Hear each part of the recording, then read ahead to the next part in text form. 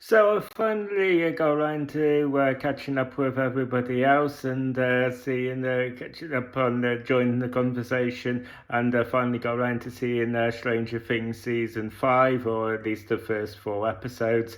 That have dropped on Netflix, and yeah, I'm good. So I'm gonna try, and because this is still like kind of like fresh, I'm gonna try and keep this as spoiler free as I possibly can. I'm gonna basically just I'm not really going to only go into too many kind of like plot points that we have kind of along the way beyond just sort of relaying where the series kind of picks up and finds where it actually finds our characters in. But yeah, and then I'll basically be uploading a more spoiler filled review on my channel. In about a week's time. I've already just reviewed the first 4 seasons of Stranger Things on my channel, so you can check out of my channel as well. So yeah, basically this series picks up at a point where our heroes are not really entirely sure um, whether Vecna is still alive, or if he's dead, or if the Upside Down is still going to be a threat. They want to make sure of this. So what has basically been happening is they've been conducting these operations known as Crawls, led by Hopper, which is basically a operation to kind of to spy on the military and their operations on what they're actually doing with the Upside Down, but also kind of like using this as a way to kind of infiltrate the Upside Down itself and investigate the Upside Down to see if they can stumble across any evidence one way or the other as to whether Vecna is still alive or not. We basically have and what all this kind of like amounts to is basically we have a series that maintains the grand scale of season 4, but also kind of dials the focal point of the story down. So unlike season 4, where we've got all our characters kind of shooting off in different directions with their own little kind of side missions and their own kind of stuff going on. Here they're all kind of like united once again. They're all kind of like brought together for this common goal of basically trying to kind of like infiltrate the Upside Down and kind of like seek out Vecna if he's still alive, to make sure that he's kind of that an end is put to him once and for all. So we basically get this series also, just as in previous seasons, where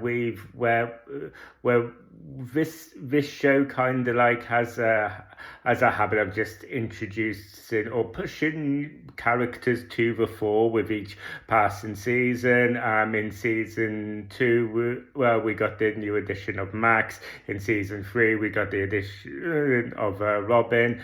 Season 4, we got Eddie.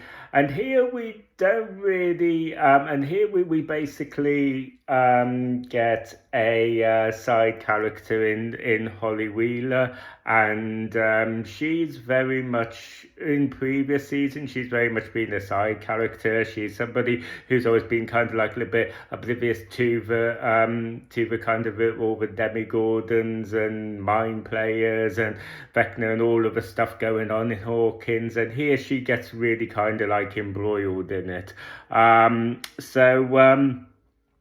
So yeah, we basically find her pushed right to the fore here, we basically have a bit more exploration, and not too much, but a bit more depth into Erica's family, and more like her brother, who basically ends up being kind of like pull into the group's operations as well. But it is but yeah, the character, the additional character that we get here in Derek is basically an example of possibly the fastest growing, most evolved example of character development I've ever seen in a show.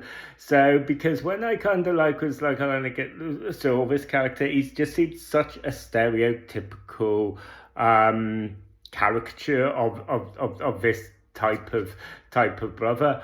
And it so I kind of like immediately wasn't really taken with the character of Derek. I was going to go, he's going to be the weakest link. He's just going to be this annoying, brattish little kid that's just going to bug the crap out of me if we get too much screen time. And in kind of the very next episode, I am loving this kid. Do you know what I mean? Some of the stuff that, like, it is such a turnaround. I don't think I've ever come across a show where I've kind of like found myself kind of like really disliking a character in one episode and just absolutely digging them the next episode. So there's a real so there's a real kind of like sharp turnaround. Maybe other people might not be able to relate to that, but that was just my personal experience with the character of Derek here.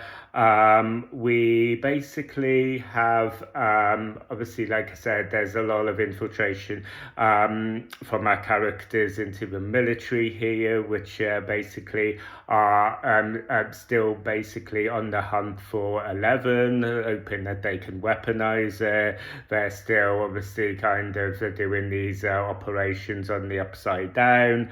All of this is led by Linda Hamilton, who I think just does a fantastic job as an antagonist. I think that I mean, I don't know if she's played antagonist before. Everything I've seen her in, she's always played the protagonist. So I don't know. She's not somebody who I've been like really rich on the filmography. This is the first time I've seen her playing an antagonist, and I just think that she's perfect for this role. I think she absolutely brings it. So she's another really welcome addition.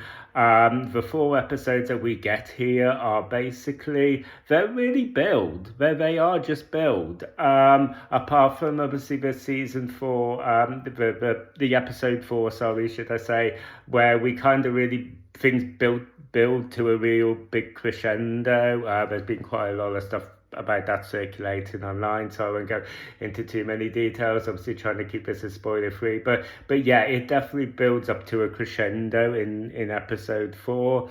And so as a result, I'm really happy with the 4 episodes that we get here, guys. I think that we are basically, I love the fact that, like I said, we have a series that, like I said, maintains that grand scale that we got in season 4, but it's also just a lot more dialed down in terms of the focus that we get, and it's just a lot more the story is a lot more personal, and we just get something a lot more focused here, whilst also maintaining that grand scale. And I really like similar to season 4. I think my projections for the rest of the show is going to be that we are going to get those few episodes of build, and then things obviously build to that crescendo in episode 4. And I think that once the volume 2 of this drops on Christmas, I think that it's going to be similar to the second half of season 4, where it's all just going to be bang bang bang bang bang. I really do think it's going to, it is all going to be pretty exhaustive from here on out, guys.